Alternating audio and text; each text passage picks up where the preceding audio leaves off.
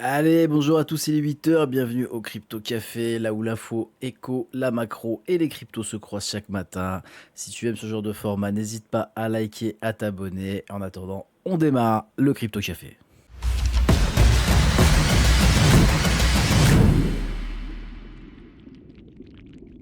Allez, comme d'habitude, on démarre avec l'aperçu du marché des cryptos, le Fear and Greed Index, qui est toujours dans le rouge. On a un extrême peur sur le marché. On est à 17 sur ce fameux indicateur. C'est coquin. On a une petite repoussée aujourd'hui, petit rebond qu'on a eu hier. Aujourd'hui, on va voir ce que ça va donner. Pas mal de choses à dire sur la scène géopolitique internationale, ladies and gentlemen. À côté de la dominance du Bitcoin, on est à 59,3%, Ethereum qui est à 10,6% et les autres à 30%. Très très léger, très légères entrées sur les ETF, particulièrement sur Bitcoin, Ethereum. Pas de données pour l'instant, donc 132 millions sur les ETF. Bitcoin, pour le moment, côté du prix des marchés, côté du prix des cryptos, on a un Bitcoin ce matin qui est à 78 130 dollars. Il a repris un petit 3,70%. On a un Ethereum à 2315 dollars. Ce matin, c'est timide, hein. Pour l'instant, c'est vraiment timide, hein. Moins 5,73%. C'est très timide, toute cette affaire. BNB qui repart gentiment avec un petit 5% supplémentaire. Rien de méchant. Le Solana qui fait un très beau rebond à 5,75%. On est à 103,69 $. Hype, et oui, Hype, on le surveille depuis un moment, qui prend encore 21%. Il en a rien à faire de tout ça. Le pattern était magnifique. Bravo à ceux qui l'ont pris. XMR qui perd encore 6%. On est repassé loin sous les 400 dollars. On est à 370 dollars. On a quand même un très très beau rebond du côté des alts. Est-ce qu'on n'aurait pas ce qu'on est en train de penser là? Bon, il va falloir faire attention, hein. Prenez des pincettes encore une fois. La résilience qu'on a eue sur les Alpes pendant le crash et le up qu'on a à l'heure actuelle me fait dire pas mal de choses, hein. On va rester patient, on n'y est pas encore. Chainlink qui prend un petit 5,90%. On va peut-être revenir au-dessus des 10 dollars. Ça pourrait être pas mal. Est-ce qu'on a des gros push encore ce matin? Écoutez, non, on n'a pas grand-chose. Tao qui prend 6,40% quand même. CRO, CRO, on avait touché mes deux targets spot depuis très très très longtemps. Depuis 2021, je suis dessus.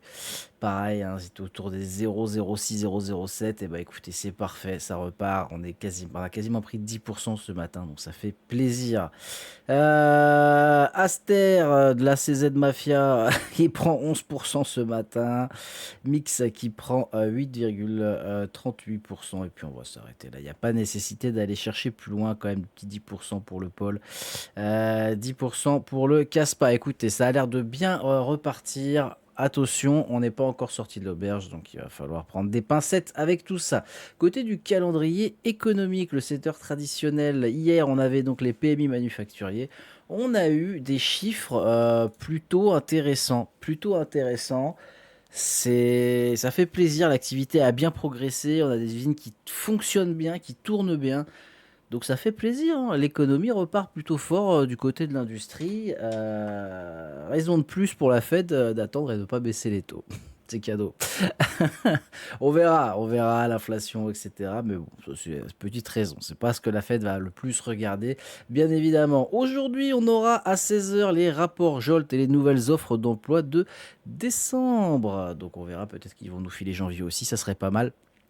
Ça pourrait être sympa qu'on ait un peu plus de résultats.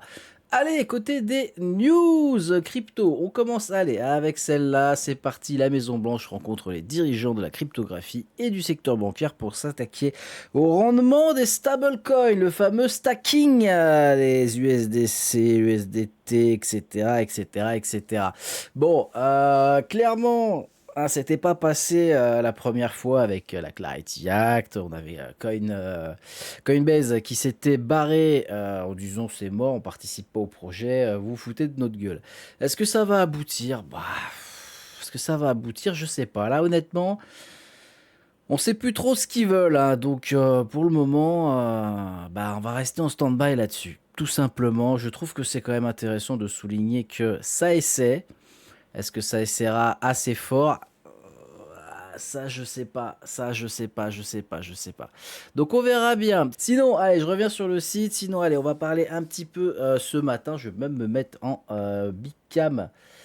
Boum! Voilà, comme ça en big cam ce matin. Écoutez, on a quand même pas mal de mouvements sur cette scène géopolitique internationale. Petit avis perso, ah, ça fait longtemps. Allez, petit avis perso, je pense pas que Trump puisse faire une petite guerre, même s'il a bougé ses deux porte-avions. Quand on y réfléchit bien, on a les midterms qui approchent, on a un shutdown partiel aux US, on a une banque qui a fait faillite aux États-Unis. D'ailleurs, je vous en ai pas parlé, on va en parler tout de suite. Je me prends ma petite note qui est juste ici. Voilà, donc on a cette fameuse banque, la Metropolitan Capital, la banque de Chicago qui s'est effondrée. Donc première banque qui tombe dès le début d'année 2026. Remember, quand une banque commence à tomber, si on prend pas tout de suite le problème, il y a un petit effet domino derrière. Donc attention, il va falloir surveiller ça. Donc ça, c'est déjà des petits points qui me font dire que bon, Trump n'a pas forcément la possibilité de s'intéresser de trop près à l'Iran. Là, on a pu voir qu'il va y avoir une espèce de pourparlers entre deux gouverneurs, un Iranien et un États-Unien, un Américain. Pour voir ce qui est possible, ce qui n'est pas possible, etc. Ça sera vendredi. En parallèle, on a des pourparlers à Abu Dhabi entre l'Ukraine et la Russie. On n'entend plus parler du Venezuela, on n'entend plus parler du Groenland. Bon, j'ai l'impression que c'est en train de se tasser. Il y a beaucoup de choses qui pourraient arriver en même temps, donc il va falloir faire très attention. C'est quand même très tendu. Je suis pas en train de vous dire que tout va être résolu, mais on pourrait avoir plusieurs choses intéressantes qui se passent dans les prochains jours, en tout cas maximum dans les prochaines semaines. Et maintenant, autre news que vous pourrez relire plus tard si vous allez un petit peu sur X, anciennement Twitter. Je vous ai fait un petit article sur le crash qu'on a eu ce week-end, qui, à mon sens, est énormément relié à celui du 10 octobre.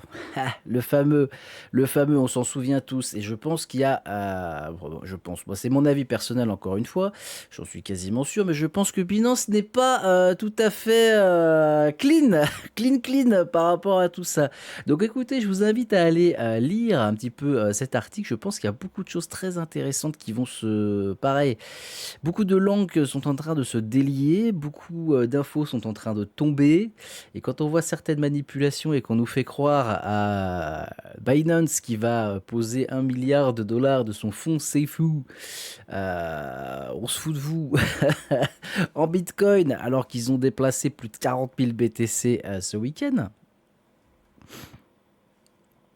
On se fout un petit peu de notre gueule. Allez, c'est tout pour moi ce matin. On va pas aller voir les graphiques, ça sert à rien, ça n'a pas tant bougé que ça. Let's see ce qui va se passer. En tout cas, il y a du mouvement, ça fait plaisir et on n'est pas prêt de s'ennuyer sur ce marché. La bise à tous!